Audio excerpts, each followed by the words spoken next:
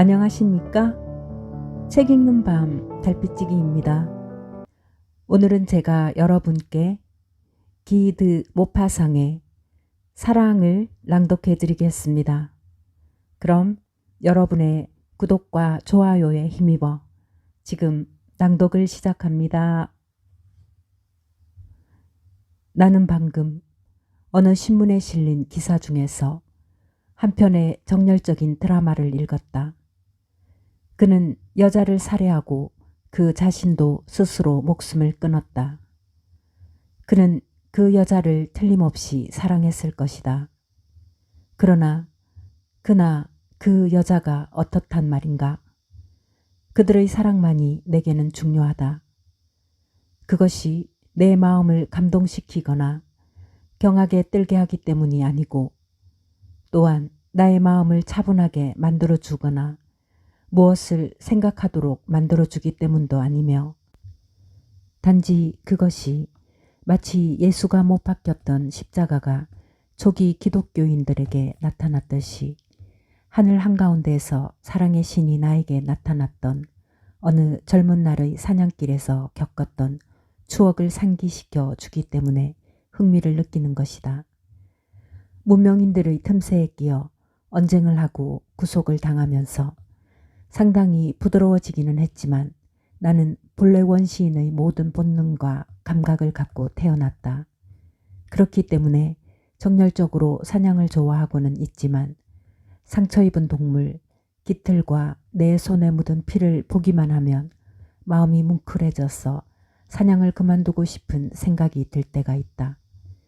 그해 가을이 끝날 무렵 갑자기 추위가 들이닥쳤다. 나는 사촌 가운데 하나인 까알드 로비유로부터 새벽녘에 소택지로 함께 오리 사냥을 가자는 초청을 받았다. 사촌은 붉은 머리에 건강한 체구와 수염이 많은 40살의 명랑한 친구였다.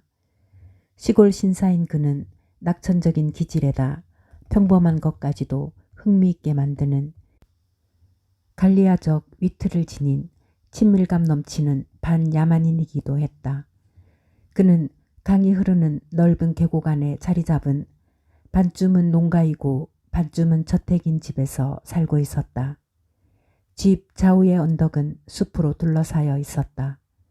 그 숲 속에는 아직도 거목들이 버티고 있었고 프랑스에서는 가장 희귀한 사냥감 조류가 발견되는 오래된 장원 부속의 숲이었다. 이따금 사람들이 이곳에서 독수리 사냥을 하기도 했다. 그리고 이 나라의 인구 과밀 지역에서는 좀처럼 나타나지 않는 철새들이 밤 동안 그들에게 보금자리를 마련해 주기 위해 아직도 남아있는 원시림의 한 작은 구석을 알고 있거나 구별할 줄 알기라도 하는 듯 이 커다란 참나무 가지 위에 내려앉곤 했다. 계곡에는 관계 수로에 의해 물을 공급받고 울타리가 쳐진 넓은 초지가 있었다. 그리고 조금만 더 나가면 이제껏 제방 사이로만 흐르던 강물이 밀려드는 소택지가 나왔다. 그곳은 내가 본 것 중에서 가장 좋은 사냥터였다. 나의 사촌은 이 소택지에 무척 많은 관심을 쏟고 있었고 사냥금지구역으로 삼기도 했다. 와스락거리며 소택지를 덮고 그것을 황폐화시키고 있는 골풀 사이로는 좁은 수로가 나 있었다.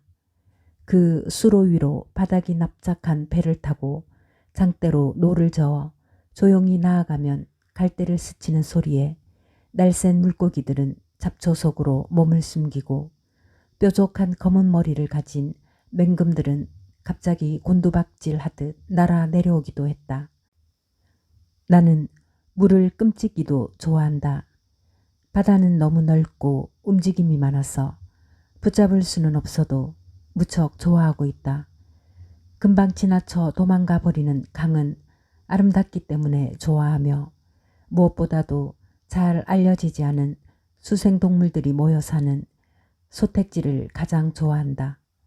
소택지는 그 자체가 하나의 완전한 세계로 존재한다. 그 자체에 생명이 있고 터잡아 사는 주민과 지나가는 나그네 자신의 목소리를 가지고 있고 소음도 있는 무엇보다도 신비한 모습을 지닌 하나의 별세계인 것이다. 소택지보다 더 인상적인 곳은 없다. 때로는 커다란 불안과 두려움을 주기도 한다. 왜 이 물로 덮인 저지대 평원 위에는 막연한 공포심이 깔려 있는 것일까? 골풀이 나진막하게 와스락거리는 소리를 내기 때문인가? 이상한 도깨비불 때문인가? 조용한 밤을 억누르는 침묵 때문인가? 아니면 수위처럼 지표 위에 깔려 움직이지 않는 안개 때문인가? 아니면 이 소택지를 우리가 꿈속에서만 상상해 보았던 알려지지 않은 위험스러운 비밀을 간직한 무서운 나라처럼 보이게 만드는 인간이 만든 대포나 하늘의 뇌성보다 더 끔찍하게 느껴지는 그러나 귀에는 들리지 않는 가볍고 부드러운 물보라 때문인가? 아니다. 다른 것 때문이다. 또 하나의 다른 신비. 어쩌면 그것은 창조 그 자체의 신비일지도 모른다. 뜨거운 태양 아래 젖은 땅의 육중한 습기 사이에서 최초의 생명균이 움직이기 시작하여 그날까지 몸을 부풀린 것이 흐르지 않고 정체된 흙탕물 속에 줄곧 있어온 때문이 아니겠는가. 나는 저녁 때가 다 되었어야 사촌의 집에 도착하였다. 날씨는 돌덩어리라도 쪼갤 정도로 추웠다. 천장과 벽, 그리고 천정에는 매, 외가리, 올빼미, 속독새, 말똥가리, 수매, 독수리, 송골매 등이 날개를 펼치거나 접고 있는 상태로 못 박힌 나무가지 위에 박제되어 있었고, 그 커다란 방에서 저녁 식사를 하는 동안 물개 가죽으로 만든 자켓을 걸친 모습이 마치 추운 나라에서 온 어떤 기묘한 동물처럼 보이는 사촌은 나에게 그날 밤을 위해 어떠한 준비를 해놓았는지 말해주었다. 우리는 4시 반쯤에 이미 잠복해 있어야 할 장소로 보아둔 곳에 다다르기 위해 3시 반쯤 출발할 예정이었다. 그곳에는 동틀 무렵이 되면 톱처럼 살을 내고 칼날같이 찢고 독침처럼 찔러대며 족집게처럼 비틀고 불같이 태워버릴 듯 차가운 바람을 얼마간이나마 피할 수 있게 얼음덩어리로 만든 움집이 있었다. 사촌은 손을 부비면서 말했다. 이렇게 얼어붙은 날씨는 생전 처음이야. 저녁 6시밖에 안 됐는데 벌써 영하 12도나 되는군. 나는 식사를 마치자마자 침대에 뛰어들어 벽난로에서 타오르는 불빛을 곁에 두고 잠을 청했다. 3시가 되었을 때 그는 나를 깨웠다. 양틀 자켓을 걸치고 사촌을 바라보니 그는 곰털을 뒤집어 쓰고 있었다. 각자 뜨거운 커피 2잔과 몇 잔의 브랜디를 몸속으로 흘려넣은 뒤 우리는 사냥터지기와 사냥개, 뿔롱종 및 삐에로를 앞세우고 출발했다. 밖에 나서자마자 골수까지 시려움을 느꼈다. 지구가 추위로 모두 죽어버린 것처럼 보이는 그런 밤이었다. 얼어붙은 공기가 앞을 가로막고 있었다. 고통이 대단했다. 한 점의 바람도 얼어붙은 공기를 지워주지는 못했다. 고정된 듯 꼼짝도 하지 않았다. 사람을 물어뜯고 몸속을 파헤쳐 말려놓은 듯한 추위였다. 나무와 풀, 벌레와 작은 새들까지도 죽이는 추위였다. 작은 새들은 나뭇가지 위에서 딱딱한 땅바닥에 떨어져 추위의 소나기에 갇혀 뻣뻣하게 굳어가는 것이었다. 4분의 1 정도로 줄어든 채 온통 한쪽으로 기울어져 버린 달은 허공 한가운데에서 정신을 잃고 있는 것처럼 보였다. 그것은 또한 힘이 너무도 없어서 이지러지지도 못하고 혹독한 날씨에 붙잡혀 마비된 채 어쩔 수 없이 하늘에서 밤을 지새우고 있는 것처럼 느껴졌다. 또 달은 이 세상 위에 차갑고 서글픈 빛, 제 생명이 닿을 때마다 우리에게 비추어주는 저 죽음의 파리한 빛을 뿌리고 있었다. 까알과 나는 등을 구부리고 손은 호주머니에 넣은 채 총을 겨드랑이 사이에 끼고 나란히 걸었다. 우리가 얼어붙은 강 위에서 미끄러지지 않고 걸을 수 있도록 양털로 덮은 부츠는 아무런 소리도 내지 않았다. 그리고 나는 사냥개들이 숨을 쉬며 내뿜는 하얀 입김을 바라보았다.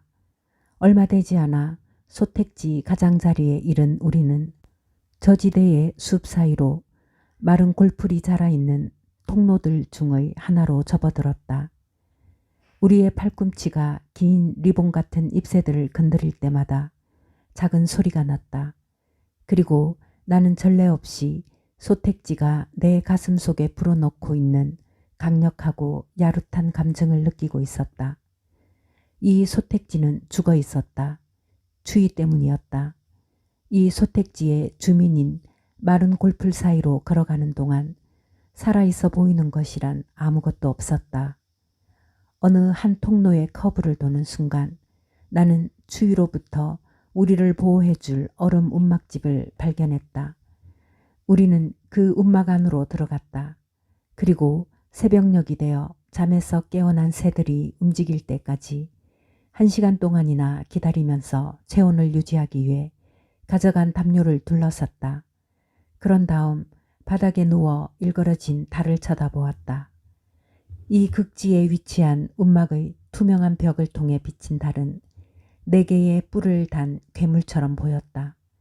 그러나 그 소택지를 꽁꽁 얼어붙게 만든 혹한과 움막집의 벽을 파고드는 추위, 그리고 창공에 가득한 냉기 덕분에 내가 기침을 하기 시작하자 사촌 까할은 내 기침 소리를 듣고 불안해하기 시작했다.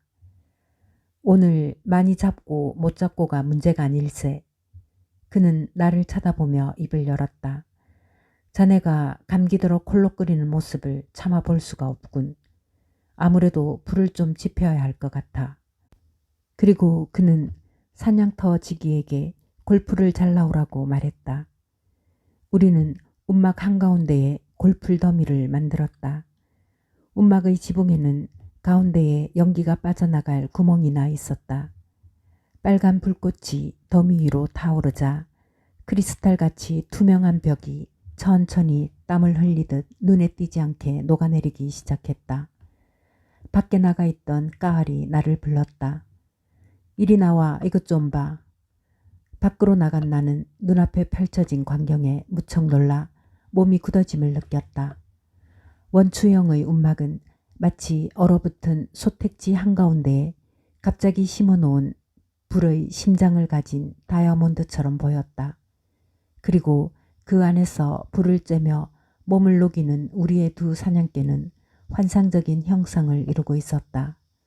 그러나 어디에서부터 오는 것인지 알 수 없는 창공에 떠도는 독특한 울음소리가 머리 위에서 들려왔다. 우리가 피운 움막집 불빛에 비친 것은 바로 야생 조류들이었다.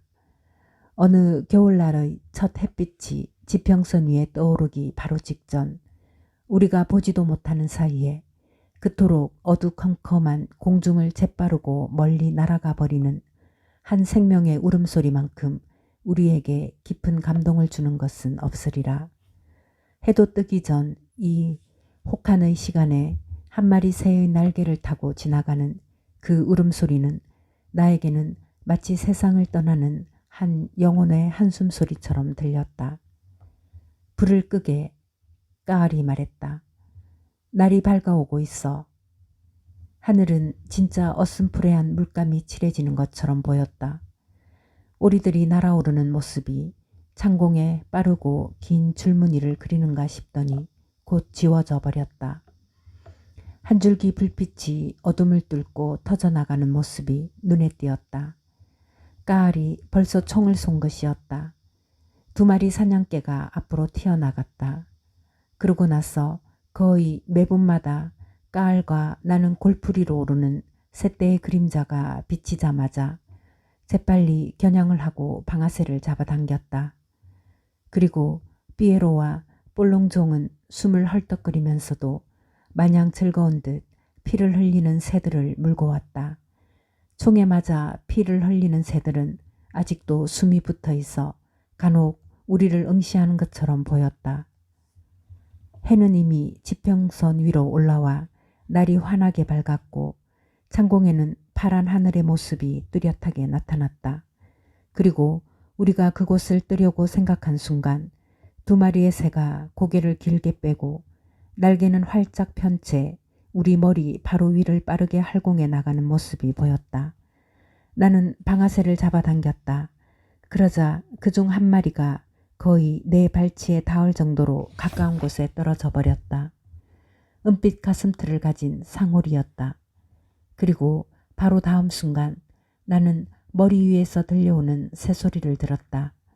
그 목소리는 짧게 반복되는 가슴을 찢는 듯한 비탄의 음성이었다. 아직도 머리 위를 날고 있는 그 작은 새는 바로 위 파란 창공을 한 바퀴 선회하면서 내 손에 들린 죽은 친구를 바라보고 있었다. 까을은 무릎을 꿇고 개머리판을 어깨에 댄 채 그 새가 사정거리 안에 들어올 때까지 열심히 지켜보고 있었다. 자넨 오리 암놈을 쏘아 떨어뜨린 거야. 그러니까 저 수놈은 이곳을 떠나지 않을 거야. 라고 그가 말했다. 그 새는 그의 말대로 다른 곳으로 날아가지 않았다. 계속 우리 머리 위를 빙글빙글 돌면서 울음소리를 그치지 않았다. 어떤 고통의 신음소리도 저 고독한 호소만큼 공중에서 사라져버린 이 불쌍한 새의 운명에 대한 저 비탄에 찬 원망의 소리만큼 나의 가슴을 아프게 찌른 것은 없었다.